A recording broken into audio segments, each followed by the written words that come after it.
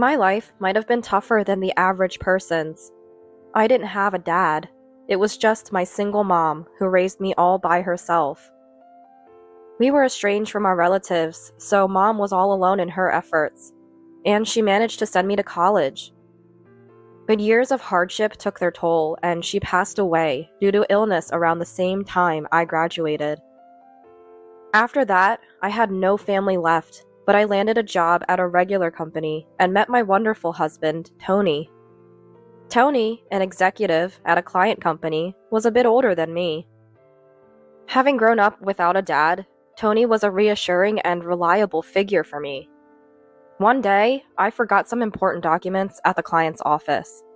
Realizing this, I decided to rush back there without telling my boss, intending to retrieve them. But I didn't have a pass to enter the client's building. My boss usually handled such matters, and of course, I couldn't ask him.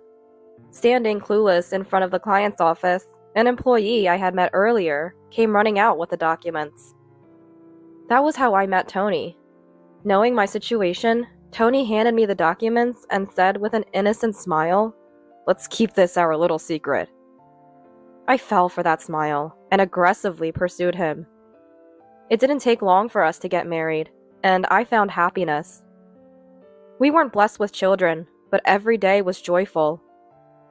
Tony, who always made me laugh, had rescued me from a lifetime of loneliness. Just as I vowed to spend my life by Tony's side, we discovered he had cancer, already at stage 4. The doctor broke the news to us. I was devastated. Tony deeply regretted leaving me alone in the end. But just before our 10th wedding anniversary, Tony passed away. Feeling lonely again, I was contemplating my solitude when suddenly, father-in-law George proposed, "How about living together?"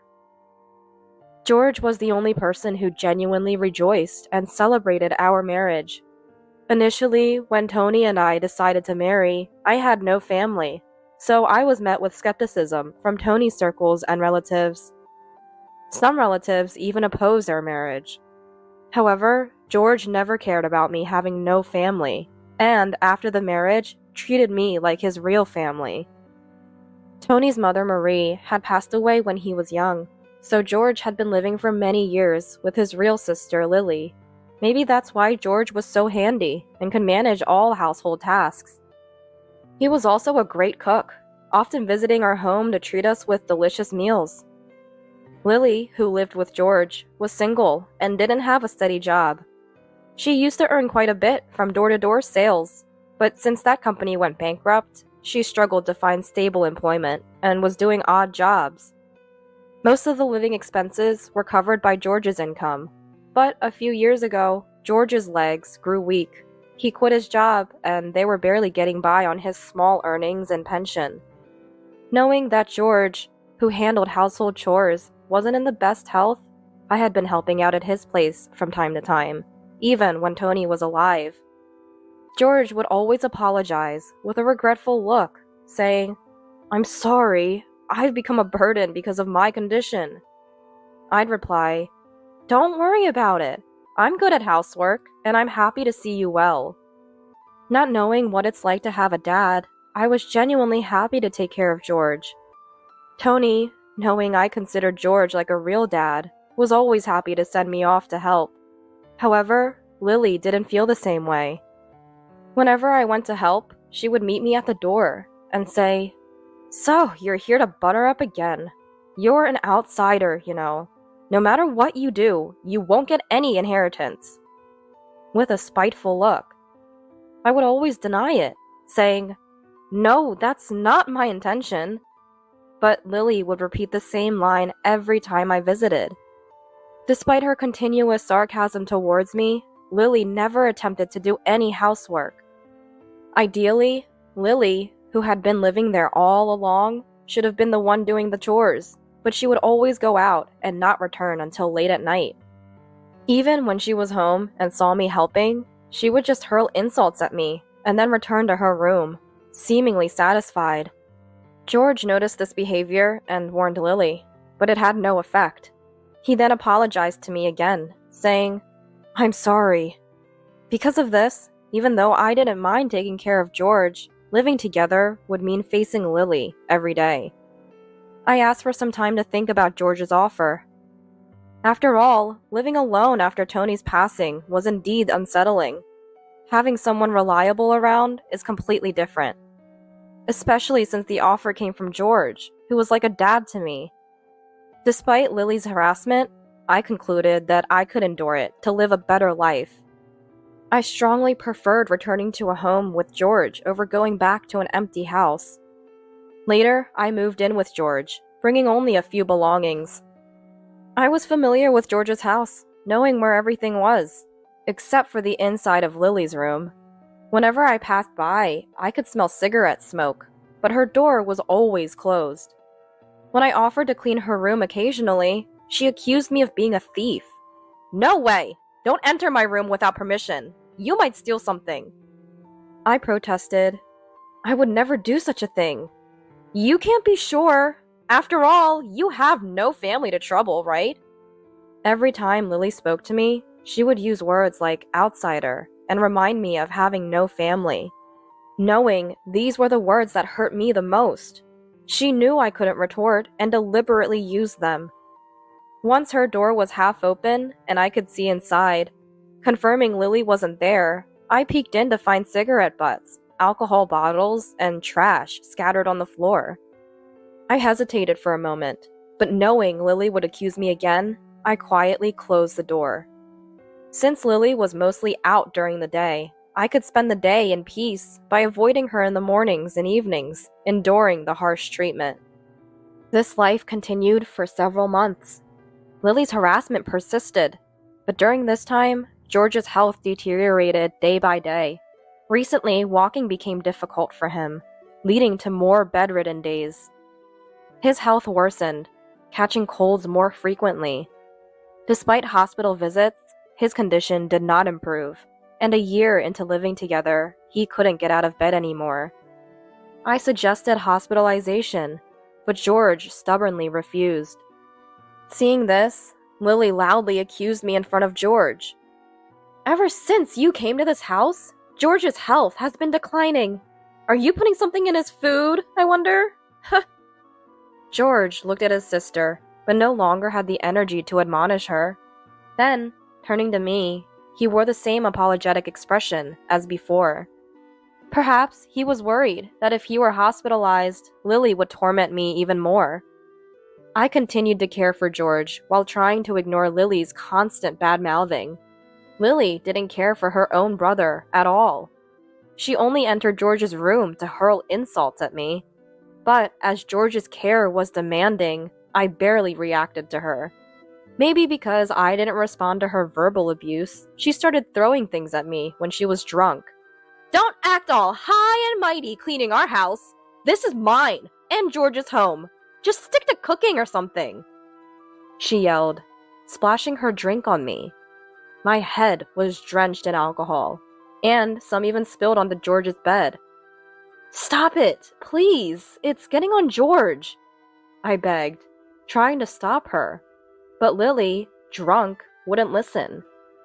"Don't order me around, you plague! You're the one weakening George!" Her actions filled the room with a smell of alcohol. When Lily got like this, there was no stopping her until she was satisfied. Sometimes, she would even hurl abusive words at George.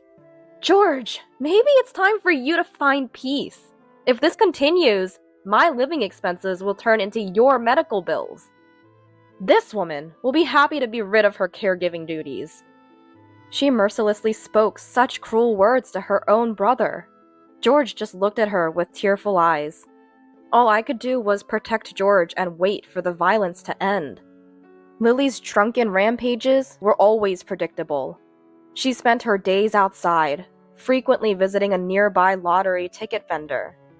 One time, she returned home in a very good mood, with her arms full of paper bags stuffed with a lot of sweets, and the smell of cigarette smoke was strongly emanating from her clothes. I once asked her, "Where have you been?" She replied, "None of your business! Even if I win the lottery, I won't give you a dime," and snickered, and she walked into her room.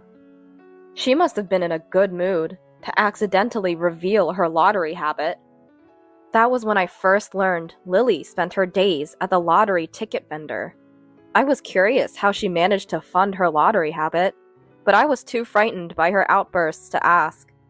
Whenever the lottery didn't pay off, Lily would inevitably drink and take her frustration out on me. She would come home, pull out alcohol from the fridge, and demand, "Hey, make dinner!" Since she often returned late at night, I would prepare meals and run her bath. Neglecting these tasks would result in her throwing things and screaming, so I never had a moment's peace. Despite this, I dedicated myself to caring for George 24/7, actively engaging in his rehabilitation. However, George grew increasingly frail and struggled even to breathe. After several months of my devoted care, George passed away. Though he was too weak to speak, he mustered the strength to thank me. "You've been a great help. Thank you." Hearing these final words from George made all my hardships seem worth it. He had supported my marriage to his son, and after Tony's death, he offered to live with me, an outsider. George was my greatest benefactor. With his passing, I found myself alone again. But I couldn't afford to be sentimental, as Lily didn't lift a finger to help with the funeral arrangements, leaving everything to me. It was only after the funeral that I could truly reflect on my time with George. Because of his caring nature, distant relatives gathered to pay their respects. During the post-funeral meal, everyone reminisced about George. Even Lily listened quietly to the relatives' stories. "He always stood by us," one said. "Right? He was always there when we needed him," added another.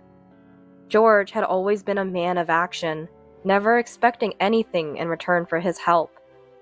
Hearing this, I felt happy, as if they were talking about me too. Then a relative broached the subject. "What about the inheritance? There should be land and real estate left." "Yeah, he inherited his wife's assets too, so it must be a considerable amount." Despite the funeral just ending, they started discussing the inheritance. Hearing this, Lily's eyes lit up. "Right! I'm the closest blood relative, so I'll protect George's inheritance. Besides, I've been taking care of him, so I have a right to inherit," she confidently declared. Watching Lily's eyes sparkle, I felt a deep sense of unease. But I couldn't avoid the inheritance discussion. It was a matter that didn't concern me. As the relatives were getting worked up over the inheritance, a man suddenly entered. Everyone looked at him, but judging by the relatives' faces, no one seemed to recognize him. Amid the strange atmosphere, the man handed out his business card and said, "I've been entrusted with the will." Lily, sensing an opportunity, approached the lawyer and said, "Really? Then let's open the will right here."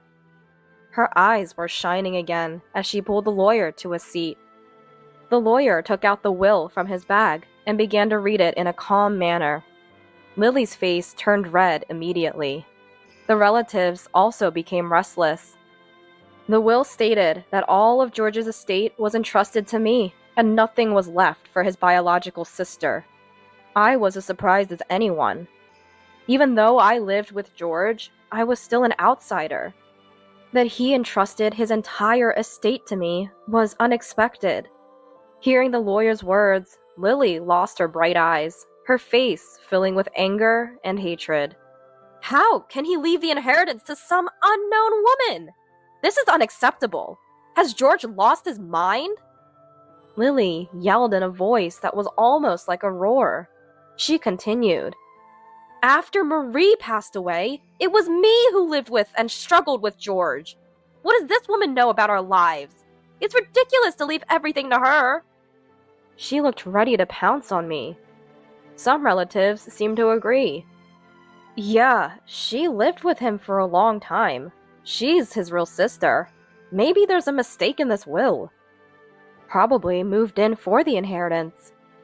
Yeah, maybe she manipulated him into writing the will." The relatives, perhaps upset they weren't receiving anything, started to speculate wildly. Internally, I thought, they don't know the truth. But I knew any protest from me would play right into Lily's hands. As I remained silent and looked down, the relatives' mistrust in me seemed to grow. Just as they were about to discuss contesting the will, the previously silent lawyer spoke up. "Decide what to do with this will after you see this," he said, placing an envelope and a USB memory stick on the table. Lily, with a puzzled expression, opened the envelope, and a multitude of photos spilled out. They showed Lily in a rage, swinging around bottles of alcohol. She turned pale and clutched the photos tightly. As the relatives gathered and saw more photos, they found images of Lily throwing things at me and George, and her entering the lottery ticket vendor. There were also pictures of her withdrawing money from a bank ATM. The lawyer explained promptly, "These are photos of her withdrawing George's pension without permission." I realized then that she had been using George's pension for her lottery expenses. Lily was out almost every day. I had noticed her frequent visits to the lottery place, but I didn't know where the money was coming from. I received a fixed amount for household expenses, so I had no way to investigate. Seeing these photos, the relatives who had been suspicious of me now turned their doubtful eyes towards Lily. "What's the meaning of these photos? Did you withdraw money for the lottery without permission?" Lily, struggling for an explanation, said, "I did it because George said it was okay. I only got angry and threw things because that woman was being unreasonable. George knew about it and stayed quiet." Then the lawyer added, "We have more evidence to show," and opened a laptop, plugging in the USB drive. The same scene of Lily swinging alcohol appeared on the screen, but this time with audio. "George, when are you going to die? Once you do, I'll get your inheritance. You must be wishing for death, too." Incredibly, it was all recorded with video and audio. According to the lawyer, George, fearing for his and my life, had hired him before his death. He had secretly installed cameras and hired a detective to tail Lily, capturing her actions outside. He wanted to ensure that his estate wouldn't end with his sister after his death, so he asked for the will to be backed up with these photos and videos. I was astonished. George, who in his later years could hardly move and struggled to speak, had planned all this. I was astounded by George's resourcefulness to the very end. Lily seemed to have lost the energy to argue any further, looking down and clenching her teeth. With all this evidence presented, she must have realized that any excuses would not convince the relatives.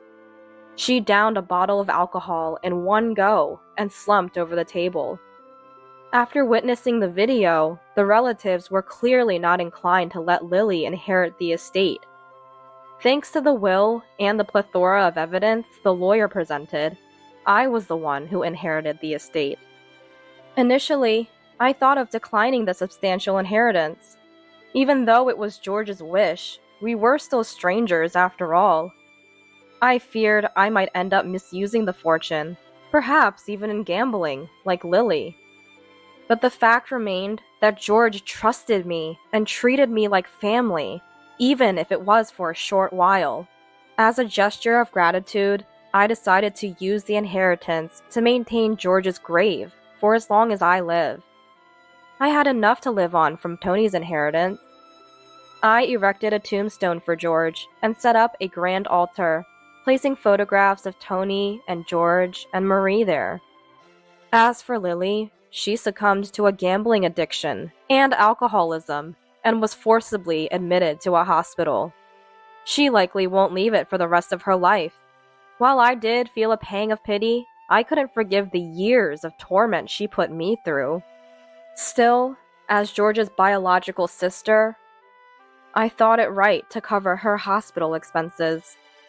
Now, alone again, my situation was different from before. I had something to protect. That alone made me feel not so solitary. From now on, I planned to live out my remaining days peacefully in the house I shared with George.